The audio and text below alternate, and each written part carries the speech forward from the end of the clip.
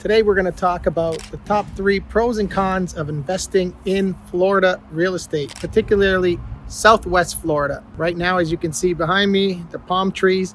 I am in Florida. I've been here for a week. I was down here for a conference and then spending some time with my dad at his place. I've been down about, maybe drove down around 7-8 times and obviously flew down another 4 or 5 times. So I've been down over a dozen times, staying 2 to 3 weeks. So I've been to Florida. Now this is Fort Myers area. Obviously my parents have a place down here. They've been here for snowbirds for, 14 years. So I talk to my dad all the time to see what he thinks. So the 3 pros and cons of investing in Florida. Number 1 is the weather. Beautiful sun.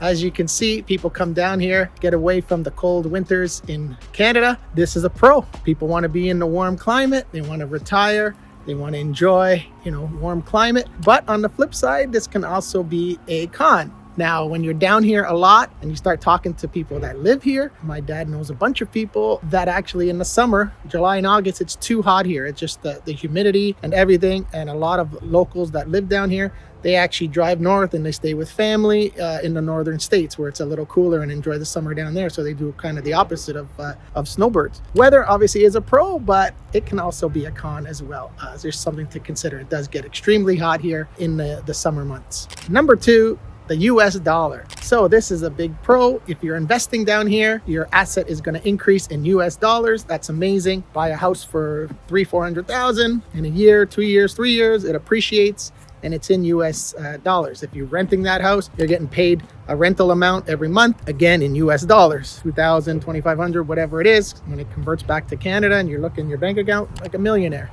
But yes, so right now the exchange, I think it's at like 70 cents. It seems to be going down a bit more. That's a pro, your appreciation and everything. But from a con side, when you're investing in Florida or when you're living down here and you're coming down to visit or whatever it is, and you're a Canadian and you're in the US, don't forget you've got to add that conversion rate every time you buy something. So all your bills, your utilities, your taxes, it gets pretty expensive. So something that's $4,000 or $5,000 taxes for the states, converts into $6,000-7,000 in Canadian. So you gotta keep in mind the US dollar conversion is great when you're investing and watching it increase, but when you got to spend it and you're Canadian using Canadian funds, it can definitely add up. And number 3, the people. So when you come down to Florida, there are a lot of snowbirds, as I mentioned, a lot of fellow Canadians down here. The local people are great. I mean, you've got so many days of sunshine, always happy.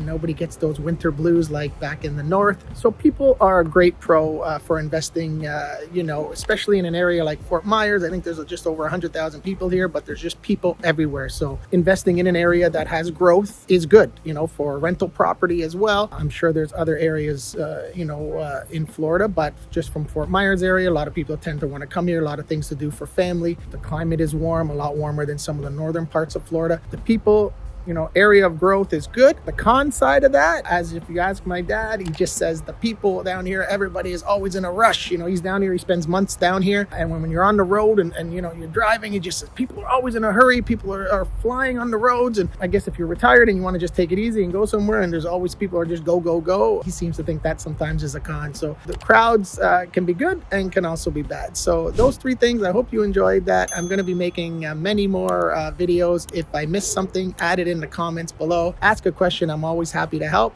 If you have any questions about investing in Florida, let me know. And I look forward to talking soon. Thanks a lot.